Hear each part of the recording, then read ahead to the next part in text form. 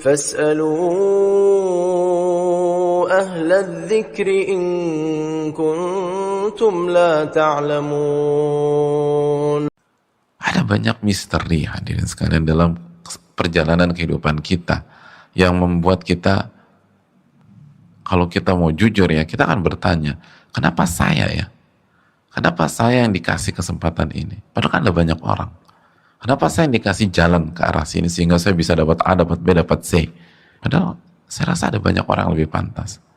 Kenapa saya yang diterima di salah satu kampus yang bagus dan terbaik? Padahal saya tahu ada teman saya satu angkatan nggak diterima, padahal mereka lebih pintar. Kenapa saya yang diterima misalnya di sebuah perusahaan yang kuat? Padahal saya nggak banyak dan saya rasa saya nggak spesial juga. Atau kalau saya spesial, yang lain lebih spesial lagi. Jadi ada banyak, kita kalau kita mau jujur, setiap kita punya sisi-sisi itu.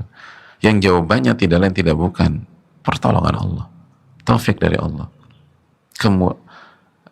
kasih sayang Allah aja sama kita. Karena kalau hitung-hitungan nggak masuk spek kita untuk itu. Atau kalau hitung-hitungan spek kita nggak lebih baik daripada yang lain.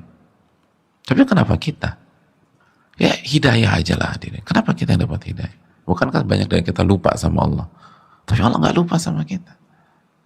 Kita pernah berada di kondisi di mana kalau kita diazab itu karena keadilan Allah Subhanahu Wa Taala. Udah layak udah diazab.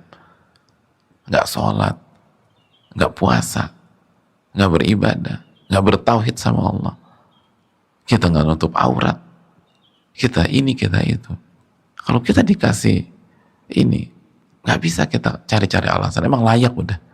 Nggak sholat, nggak mentauhidkan Allah. Tapi kenapa Allah kasih hidayah buat kita? Itu kan banyak dari kita nggak bisa jawab itu. Dalam arti nggak bisa jawab apa keunggulan kita pada saat itu sehingga kita dikasih itu semua. Nggak pantas kita mengangkat diri kita lebih baik daripada si A, si B, si C. Karena semua adalah pemberian dan taufik dan karunia dari Allah Tabaraka wa Ta'ala.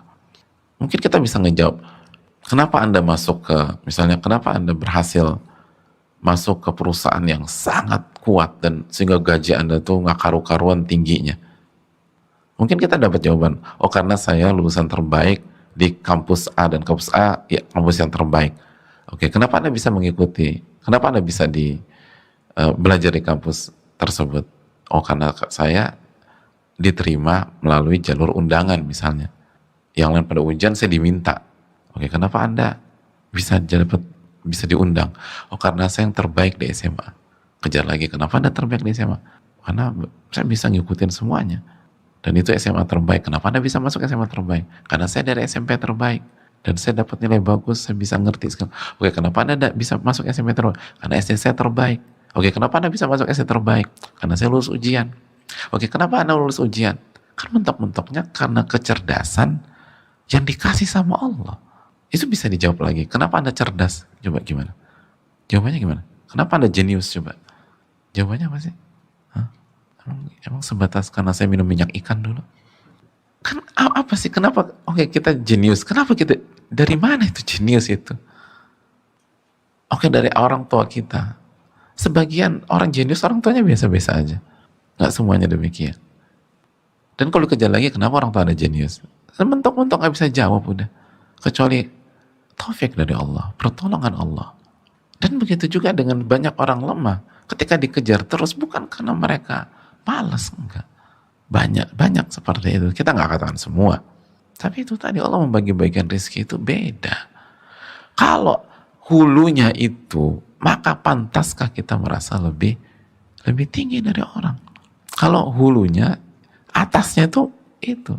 Nggak tahu, saya juga nggak ngerti. Kenapa saya dikasih ini? Emang saya lebih baik daripada bayi-bayi yang lain dulu, yang lahir di hari itu, atau lahir di tahun itu? Enggak juga. Apa membuat kita lebih spesial daripada seluruh bayi yang lahir pada saat itu? Nggak ada. Jadi siapa yang ngasih kecerdasan? Ada sebagian orang jenius. Itu makanannya dari dia kecil sampai dia kuliah nggak meyakinkan semua.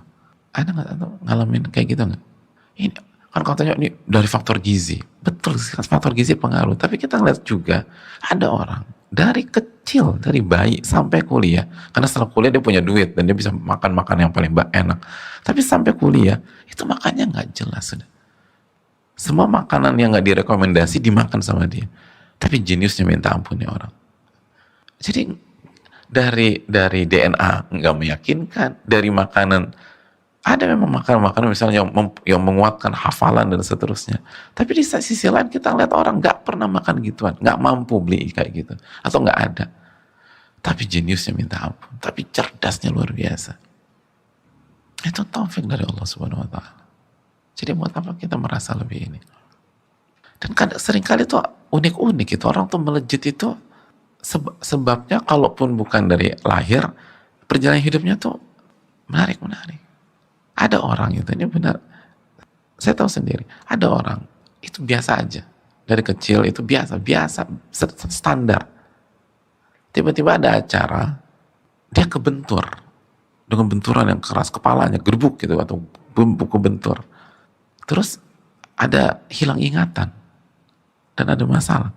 Begitu dia sadar kembali, normal kembali, itu pola hidup berubah, jadi rajin baca, rajin banget nih orang. Akhirnya naik tak gitu. Faktornya karena kebentur itu. Yang awalnya biasa-biasa aja, ada malasnya, ada ininya.